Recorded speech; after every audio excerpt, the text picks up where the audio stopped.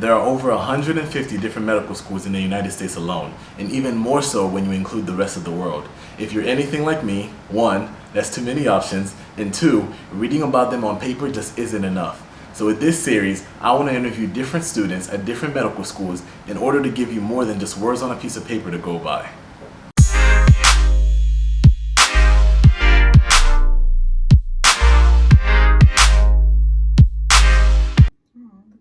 So nice. Yeah.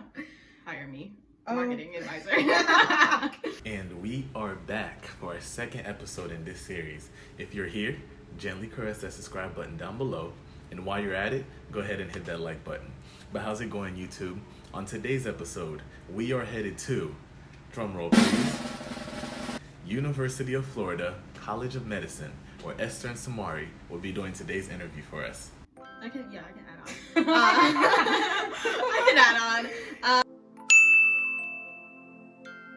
Hi, my name is Esther DeQuinney. Hi, I'm Samari Blair. We both go to University of Florida, College of Medicine. I went to University of Florida for undergrad. And I went to University of South Florida for undergrad. I majored in health education and behavior.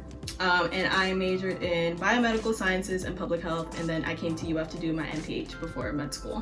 Why did you pick UF to attend? What factors ultimately made you decide on your particular school? So for me in particular, there was a lot of factors that made me want to come to UF. One of them was definitely the Office of Diversity and Health Equity. I was very close to one of the associate deans in undergrad, and I saw that relation transition when I had my interview at UFCOM. So knowing that they supported us so much was very important to me, because I feel like you can get into medical school, but the support you have really helps you determine like will you be able to finish and do really well. So that was really important to me for coming to UFCOM. So for me, also like the support system, I was here for my MPH, and so I already had that system established. A big thing for me was the community feeling that I had gotten on my interview day, and then coming back for a second look. Like everyone genuinely seemed happy here and just wanted you to be a part of the UF community, and I really liked that, because med school is hard no matter where you go,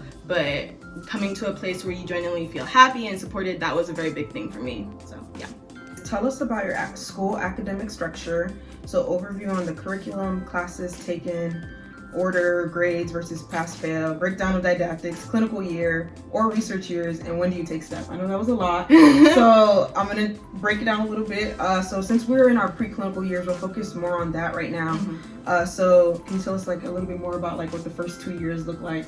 Okay, so the first 2 years, first starting off, the first 2 years are pass-fail at a 75. So as long as you get a 75 in your exams and in any of the classes, you are fine. And so UF, they like to start you easy. They kind of like to ease you in and stuff. So we start with genetics first, and like your genetics is relatively easy compared to like the other classes, and it's like the time for you to figure out your study system and like just get acclimated to med school. And then we go into foundations, which is kind of like our crash course in histology and biochem and pharmacology. So we do foundations, and then we do microbiome and immunology, and then we go into our systems. We start with respiratory, cardio, renal, and then we progress on. And then in each system block, the way it goes in order, it's physiology and then pathology and pharmacology. Am I missing anything? Nope. Okay, yeah, that was it. And then we take STEP after second year. Yes. Between second and third year. Exactly. So that's pretty much the first 2 years. The final 2 years, we can't really speak too much on because we haven't experienced it, but just from knowing how our school works is we would have taken STEP next year around like April-ish is when they take it at University of Florida, and then you start 3 years with your clinical rotations, and you do that, and then residency time. We can't really speak again much on rotations because we're not there yet, but that's what we do, and then obviously we get graded for rotations. Yeah. Okay. Next question, what are the pros of your school? So I definitely think pass-fail is a pro, and I know we kind of already touched on that, but I feel like that's what makes our college have the culture that it has. Obviously people can have be competitive, and med school is competitive, but I really do feel like having pass-fail kind of takes off that burden. And it just allows us to collaborate a lot more, and that's something I really appreciated from UF College of Medicine. You really do feel like how genuine everyone is about sharing their resources and their notes, and that really does go a long way. So I really think that UF being pass-fail is a big deal, because I don't think our culture would be the same if we weren't pass-fail. So another thing that we had talked about is having Shands, our affiliated hospital, right there. It's just easier once we get to clinicals, just to be able to just like walk right into the hospital. And even in our preclinical years, we can go in and just shadow. Like we can literally go into the emergency department if we have on our scrubs and be like, hey, can I shadow today? And I don't think you get that opportunity with a lot of other schools in the US, so that's a big thing. And something I guess to add to what Samari just said is sometimes like our lecturers will literally have had like a patient encounter, and then we'll learn about it in class, and they're giving us like these real life applicable examples of something that just happened to them in clinic. So I think that's really good, because it's showing us that these things are happening in real time, and it helps us to retain the information better. So Esther and I both live off campus, and we take the bus to school, or Esther walks because she's closer. Housing is pretty affordable in Gainesville. It is getting a little bit more expensive as they start to build up the city, but it's generally pretty affordable. I live in a 2-2 and Esther lives in a 3-3. And then the closer you get to school and within walking distance of the school, the more expensive your rent will be. So I know Gainesville is known notoriously as like what is there to do in Gainesville? I'm gonna be honest, like I didn't know when I came here for undergrad.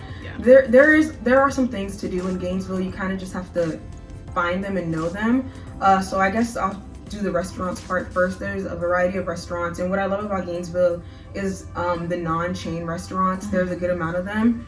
So in downtown, like I'm not gonna go through all the names, but there's just so much, and Gainesville is very big on Tex-Mex. So there's like a lot of Mexican styled restaurants, which is good because, you know, they have the deals on the drinks. And there's cool stuff like Barcade, which I really enjoy, and the piano bar. So that's really good. Other than restaurants, we have like a lot of outdoorsy things that you can do, which I feel like coming from Fort Lauderdale, like I wasn't really an outdoorsy type of gal, but I came to Gainesville and I was like, wow, springs, cool. Never did that before. So we have the springs where you can, you know, literally go in springs and swim and be on the tubes. We have Lake Wahlberg, where you can do like team building exercises, kayaking and canoeing, which is really fun. We have Depot Park. You can go see the bats. Say what? You can go see the bats.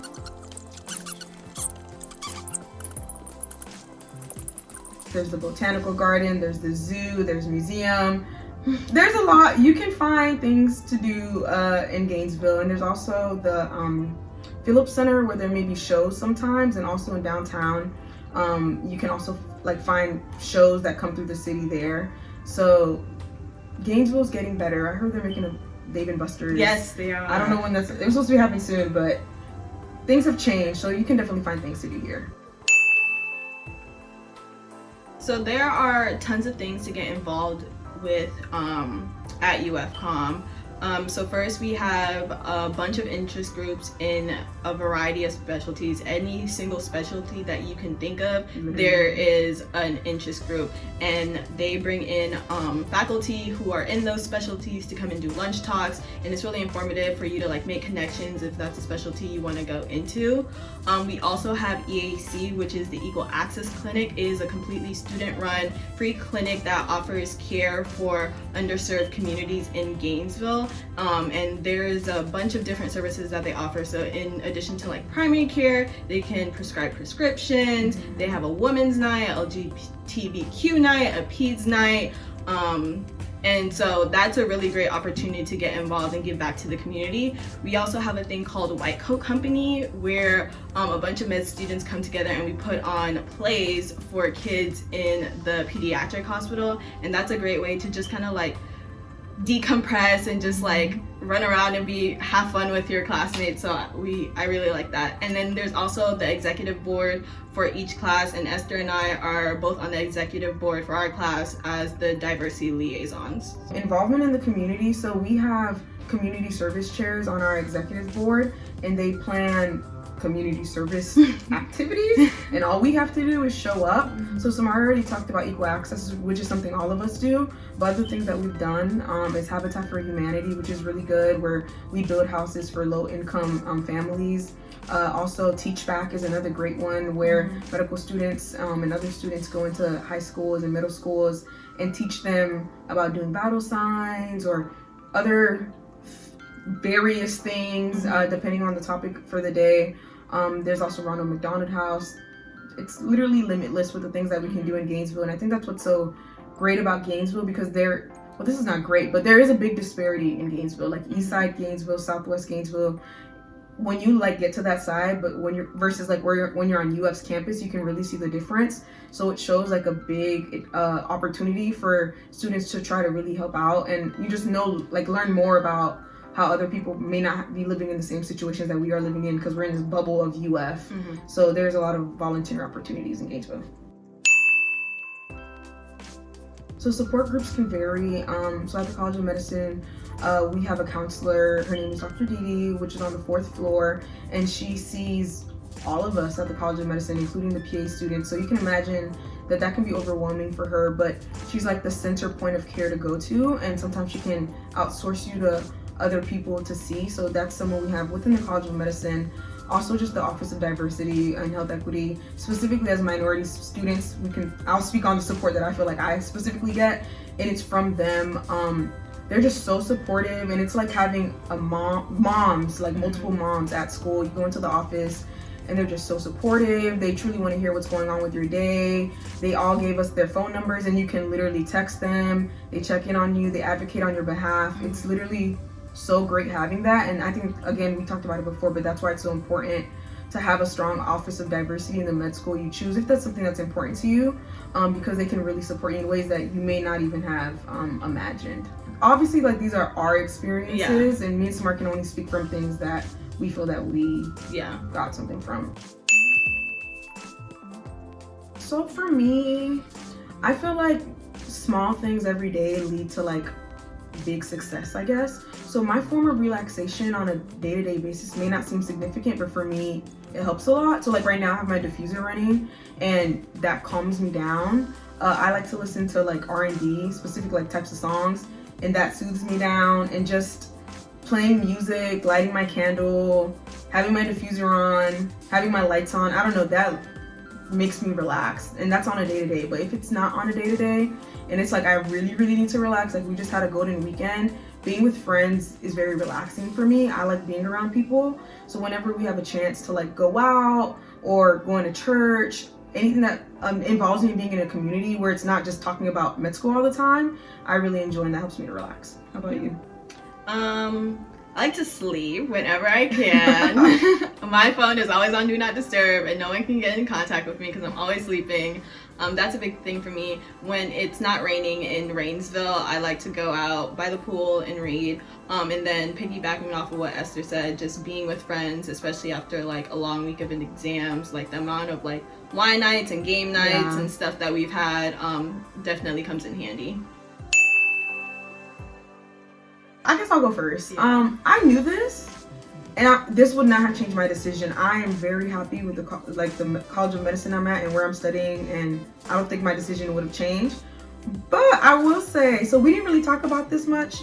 Wow, we didn't talk about it at all. Anatomy in our curriculum. Oh, yeah. So anatomy at UF is good in the sense that like we really know our anatomy when we graduate, because we take anatomy throughout the entire preclinical years. Like it does not go away. We do not do an intensive. It's always there, and it's good because, like, for example, if we're on the cardiovascular block in anatomy, we'll be doing the heart. So it really helps to integrate everything. Which again, all of this is great, but it's annoying. Like it's like that little thing that never goes away. That's always in the back of your mind. Like, hey, I'm here, study me, and I'm just like, oh my gosh, I'm tired of studying anatomy, and I love anatomy, but for me, in hindsight, like I remember like at orientation thinking like, oh my gosh, like we're gonna know so much anatomy, I love this. But going throughout like the year, I'm just like, oh gosh, I'm like so over trying to keep up with like my lecture material and ICM, which I realize we didn't talk about, but we could talk about later, and then anatomy, and then just everything else. So I feel like, I mean, it wouldn't have changed my decision, but I don't know. I don't think there's anything big enough for me to be like, oh, I wish I knew that before. Yeah, I don't think there is anything. And that's okay. Yeah, but I would not have changed my decision in a million years to go to another school. I'm like very, very happy where I am at UF. And granted, like every school has their like little cons here and there, but I think the pros definitely outweigh the cons for UF, and I'm very happy to be here. I was actually gonna go back to the question about curriculum. Yeah, let's do that. Because I realized we didn't talk about ICM. Yeah. And did we not talk about, is it everything? So ICM and LAC. Okay, so I'll talk about ICM. You want to talk about LAC? Yeah.